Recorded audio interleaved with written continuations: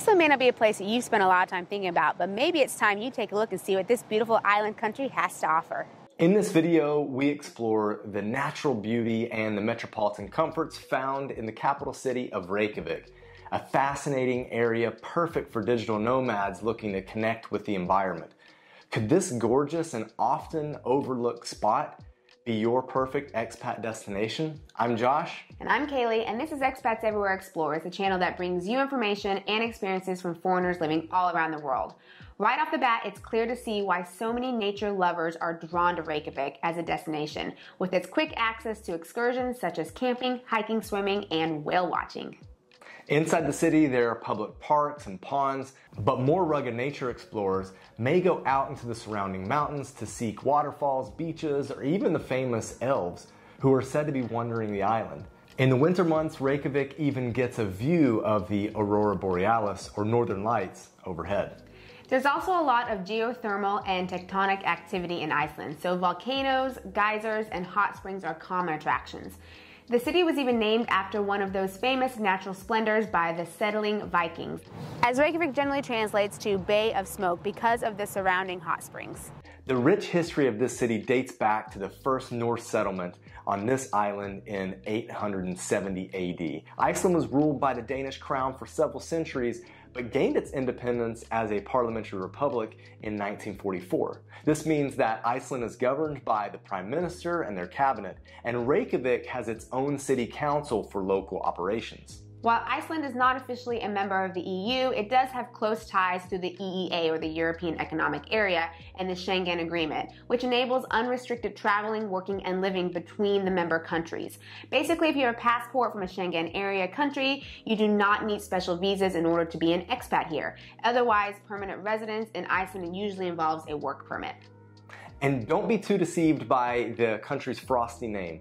Temperatures here stay rather mild, falling below 5 degrees Fahrenheit in the winter and getting into the 50s and 60s during the warmer summer months.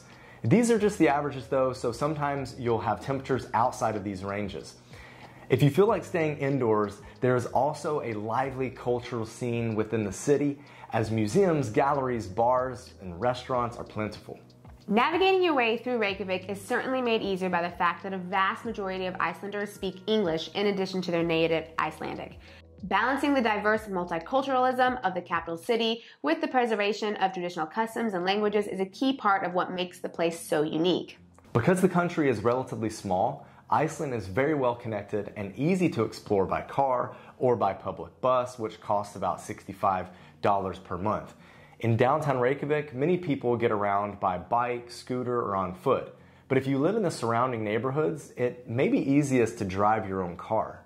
Reykjavik may only have a population of 140,000 people, but the city has good infrastructure, diverse food options, and a thriving art scene. Alongside other Northern European countries such as Denmark and Finland, Iceland consistently ranks as one of the happiest places in the world.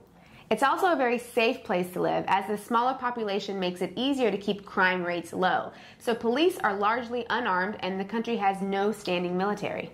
The city size can make it somewhat difficult to get a job in person, as there are simply not a lot of positions available. Experts in finance, design, engineering, and media are likely to have more luck. But generally living here is more likely going to be easier as a digital nomad. There are many co-working spaces and cafes available for those who choose to do their online work outside the home, and Iceland even offers a special digital nomad visa for non-EU citizens who want to work here remotely for up to 6 months. A permanent residence permit can of course be sought for longer stays, and eligibility for citizenship requires 7 years of residence. Not bad. There are good facilities available for families, especially in this neighborhood. But the number of options is relatively small due to the city's size. For example, the International School of Iceland is the only international school in Reykjavik where children can learn fully in English. This can cost up to $25,000 or more in full tuition for grades K through 10.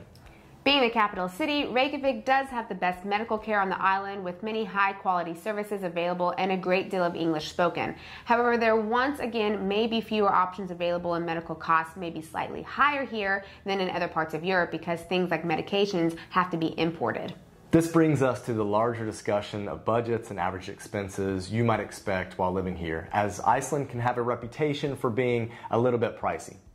This is consistent with other Northern European cities like Oslo, where prices are also higher due to similar import costs. Monthly utilities average around $110, and a meal for one at an inexpensive restaurant is likely to cost you around $19. At the grocery store, a liter of milk is around $1.50, a loaf of bread is around $3.50, and a mid-range bottle of wine will be around $20. The average salary in Iceland is about $48,000, $49,000. Not bad, the average.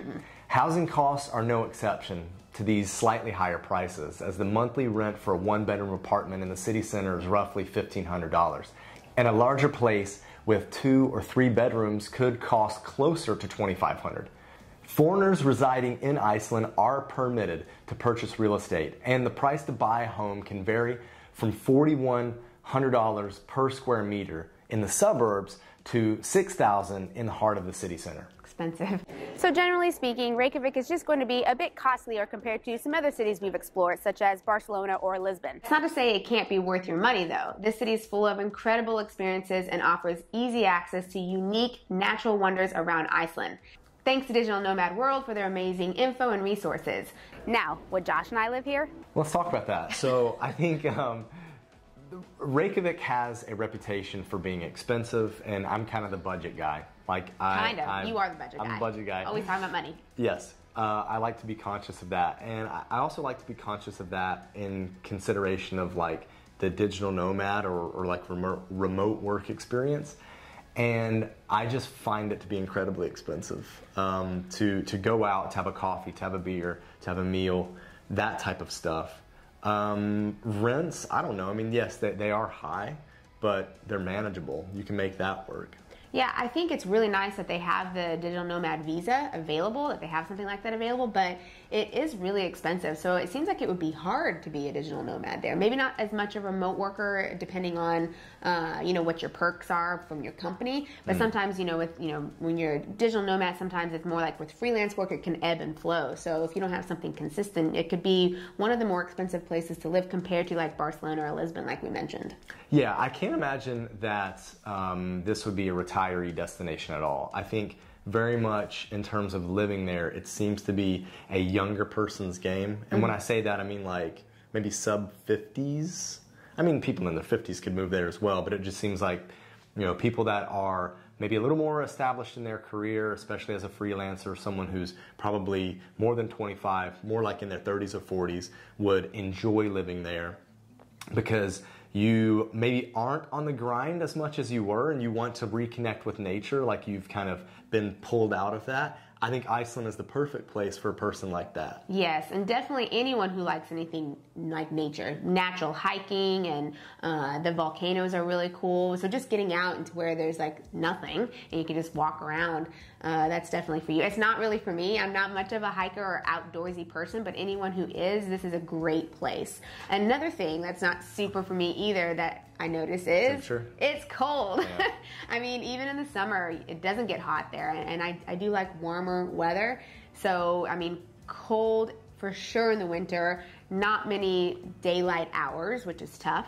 But yeah, the weather and the daylight, the sun is something that I think would be tricky for me. Okay, so something I really liked about Reykjavik is the infrastructure. The infrastructure is fantastic there.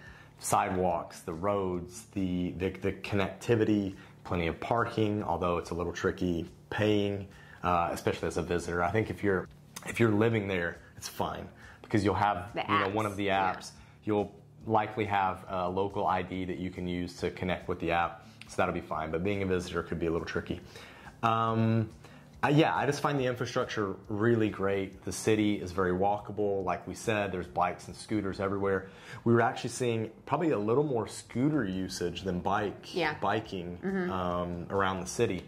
I found that to be so familiar coming from North America and so comfortable. I really like that. I do like, you're right, with the infrastructure, it was quite a variety of different types, different colors, different materials used, so the infrastructure was nice. In terms of building? Yeah, the way stuff looked. Oh, yeah. I mean, the housing is beautiful. I did find the people to be a little cold. Yes. Just not Yes. very smiley or Yes. engaging. Yes. And it's a little tricky to know, like, are you meeting another foreigner? Are you having an interaction with another foreigner? Or are you having an interaction with someone who's Icelandic? People are very welcome and open to speaking English, which is great. Like, there's no, like, hesitation, I think, to walk up to somebody and ask, do you speak English? I think kind of the norm there is just to start speaking English and then see where it goes from there. But we didn't encounter any issues with that. No, and I think that's probably because tourism is a big industry too. Yeah. There's cruise ships that go there that port in Reykjavik. Tourism is well known, the Northern Lights. So I think they get a lot of people from all over the world that go there. So English is widely spoken. Well, let's talk about this, the food. All right, so anybody's gonna tell you no trip to Reykjavik or to Iceland is complete without a hot dog. This is at one of the most traditional places. There's some fried onions on the bottom, mustard, some brown sauce. Let's give it a go. Too big of a bite. No. No.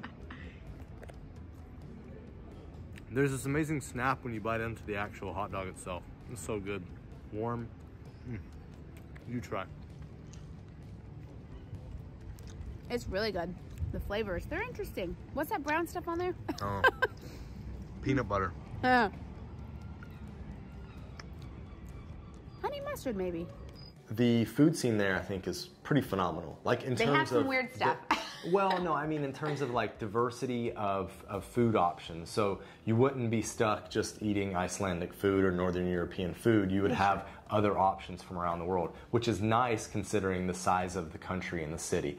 Now, the price is devastatingly expensive, I think. Yeah, it is. It is more expensive. Whether it be for Icelandic food or for foreign foods. Different cuisine. That is true. Food is pretty expensive, but you do have options, and you can also, of course, try their traditional stuff. You know, being a small island, really north, they had to do some weird stuff or different things, I guess, with different to preserve food. Yeah, fish and all that stuff. Yeah, we ended up trying fermented shark. It was on the list of things to try. We tried that. It was not my favorite, not I would great. say. Yeah. Not great. A very chemically taste to that. But it makes sense that they would have a lot of seafood, right? It's an island up in the north, so. Yeah, for sure. And then we also learned about the price of alcohol was dependent on the alcohol by volume in the actual like thing that you're drinking. So all alcohol seems to be very pricey, but it's because they have high taxes. High taxes. So get it at duty free when you come in through the airport. Hot tip. Duty free was packed.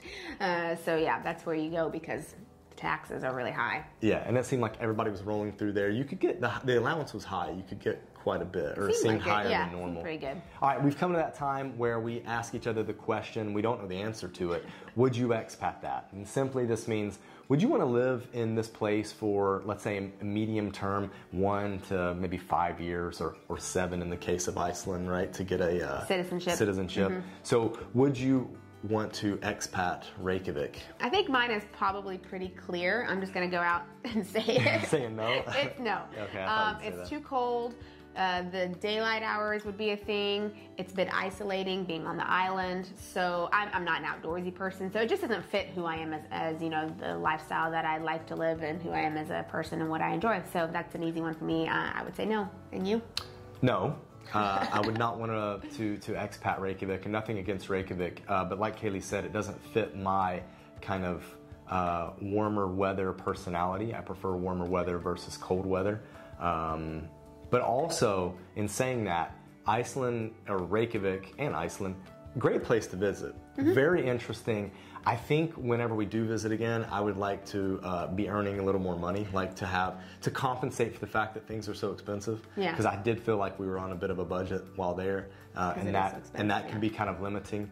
But it was nice to rent a car and drive around, experience the Blue Lagoon. Yeah. That was phenomenal. There were a lot of cool things. And I mean, wages are higher there, so that's good. So if you can find a job there, then you're fine. You know, I mean, like you're living kind of a normal life. But and if your company relocates you or wants to relocate you to Reykjavik and you're making a top salary, don't be scared. Yeah. Don't be scared worth unless it. you like want really hot weather. Yeah, then be scared. It ain't there. Yeah. But if you want to compare Reykjavik with another city in Europe, we really recommend you checking out this video right here so you can see how it compares for you and if you want to move there. Now, let's get moving. Bye. Bye.